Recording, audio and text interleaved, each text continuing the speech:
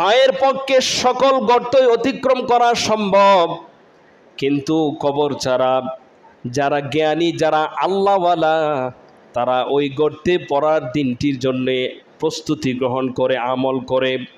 মানুষ প্রত্যেকটা পদক্ষেপের জন্যে কিয়ামতের দিন আফসোস করবে। সেই পদক্ষেপগুলি ছাড়া ছিলেন, যে পদক্ষেপগুলি আল্লাহ সন্তুষ্টির জন্য নিয়েছিলেন। কথা বুঝতে পেরেছেন? তো একজন মানুষের জন্য সর্বশ্রেষ্ঠ উপদেশই হচ্ছেন মৃত্যু, কবর। একজন মানুষ যদি মৃত্যু দেখার পরেও তার নিজেকে পরিবর্তন করার চিন্তা না আসে, তাহলে বুঝতে হবে তার অন্তর মরে গিয়েছে। কবর খুবই কঠিন একটা জায়গা। সেই জায়গাটা কারো হবে জান্নাতের বাগান, আবার কারো হবে জাহান্নামের বাগান। উসমান রাদিয়াল্লাহু তাআলা আনহু যখন কবরের পাশ দিয়ে যেতেন, তিনি কান্না করতেন।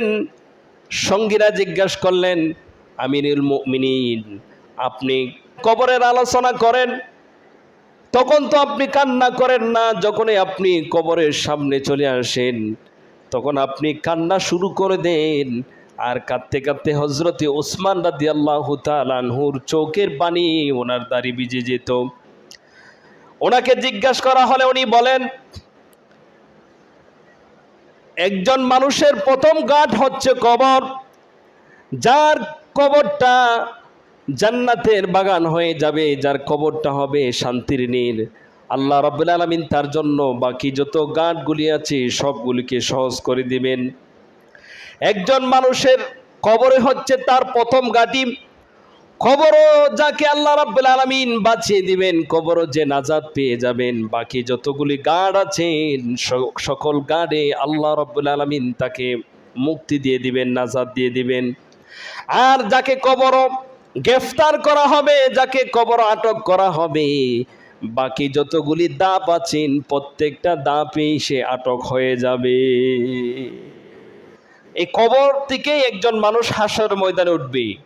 যে যেভাবে মৃত্যু বরণ করবে ঠিক তেমনি ভাবে কবর থেকে উঠবেন। কথা বুঝতে পেরেছেন?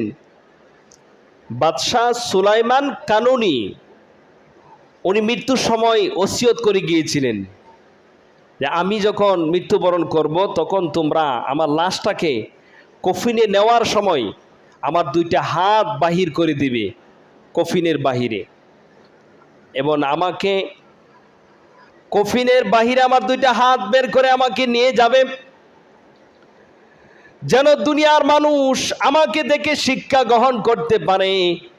একজন প্রতাপশালী বাদশাহ, একজন ক্ষমতাশীল বাদশাহ দুনিয়ার থেকে বিদায় নেওয়ার সময় খালি হাতে ফিরে যাচ্ছে, সে কিচ্ছুই নিতে পারে নাই, মানুষ যেন আমাকে দেখে উপদেশ গ্রহণ করতে পারে।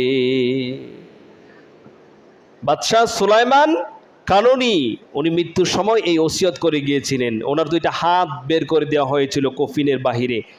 মানুষ দেখছিলেন যে এত বড় বাদশাহ, এত প্রভাবশালী, এত ক্ষমতাশালী, সে খালি হাতে কবরে যাচ্ছে, কিচ্ছুই নিতে পারছে না। আমি আপনি কবরেও চলে যাব, কিন্তু যদি আমল না নিয়ে কবরে যাই তাহলে আমাদের বাঁচার কোনো উপায় থাকবে না। হাসান বসরি রাহিমাহুল্লাহ বললেন, যে ব্যক্তি আমল ছাড়া কবরে যায় সে যেন জাহাজ ছাড়াই সমুদ্র পাড়ি দেয়। আমল ছাড়া যদি কেউ কবরে যায় তার বাঁচার কোনো উপায় থাকবে না। কবরে মানুষকে শাস্তি দেওয়া হয়, আবার কবরকে জান্নাতের বাগিচা বানায় দেওয়া হয়।